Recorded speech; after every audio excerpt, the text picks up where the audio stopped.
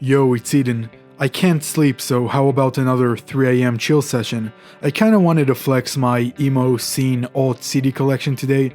It's not that extensive or anything, but I still cherish it. I usually buy CDs and stuff when I travel abroad because in my country it's kinda hard to come across this sort of stuff.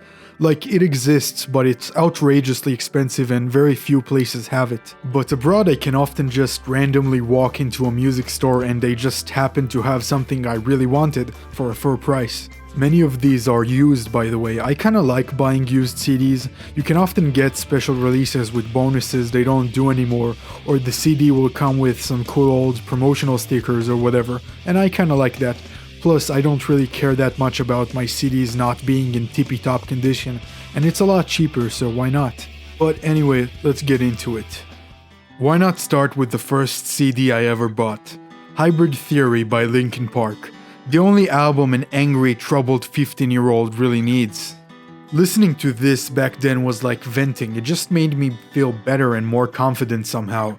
Hearing a band doing something as cool as rapping / screaming / singing edgy shit on a mixture of heavy guitars and electronica was just an instant pog moment, a revelation for angsty mall teen me. I still put it on every now and again for the same reasons basically. It's just a great album all around, but my favorite tracks are probably With You, Runaway, and A Place for My Head.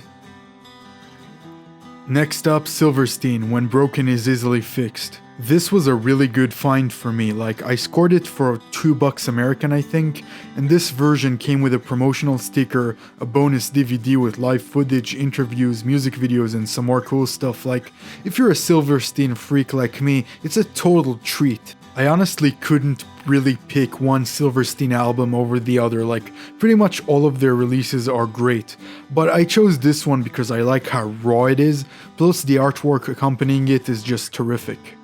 I got it used and it's not in great condition, like the CD came with the plastic divider broken and it's been kinda crumbling apart slowly ever since I got it, but The discs work fine, the art and booklet work fine, I don't really care. Here's another emo banger with kick-ass robot artwork, Something to Write Home About by the Get Up Kids. I've already given them a ton of praise on this channel and they deserve it because they have seriously mastered emo songwriting. This CD came in a cardboard case unlike the usual jewel box and it shows somewhere, but listening to this on my own stereo more than makes up for it. It didn't come with a booklet unfortunately, but these cardboard releases typically cut corners a little like that to make for a cheaper option.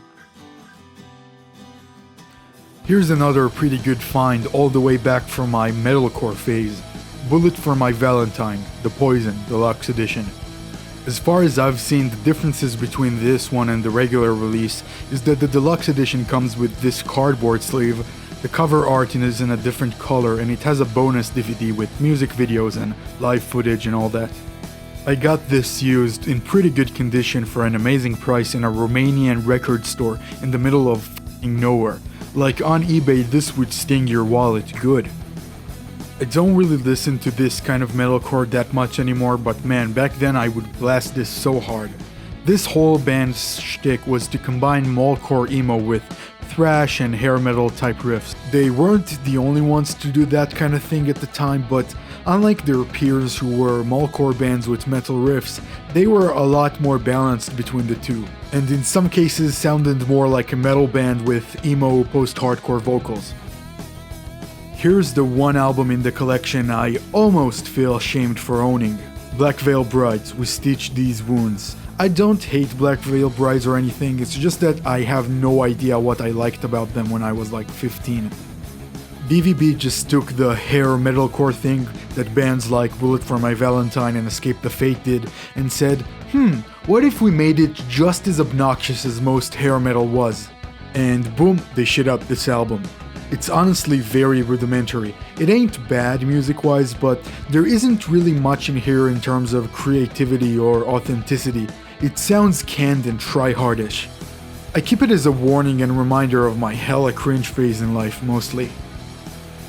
Up next, the album with the edgiest name I can possibly think of. Dear Diary, My Teenage Angst Has a Body Count by From First to Last. I know I kinda trashed this album in my emo tier list, but I actually think the good songs in here are quite good. It's the whole I have some issues with, really. If you want a from first to last record that's good throughout, try their 2003 EP Aesthetic. Anyway, this CD is the most 2004 thing in existence, like bruh, look at these band photos, my god. This album is very much a product of its time, and that ain't a bad thing, I think that's pretty cool. Plus, songs like Note to Self, Populous Into, and Emily are pretty timeless. They will get stuck in your head. Forever. Resistance is futile, by the way. Alright, so I think I'm gonna split the video into two parts because I really started rambling and I still have a decent stack of CDs to go through. Let me know your thoughts on my collection and these albums so far down below, and if you have physical media of this kind of music, I'd also love to hear about it, because, like, I know people who are into CDs and vinyls and all that, but not of this kind of music really. I was Eden from Not Aiming for the Truck, and I'm gonna hit the sack. You should too, probably.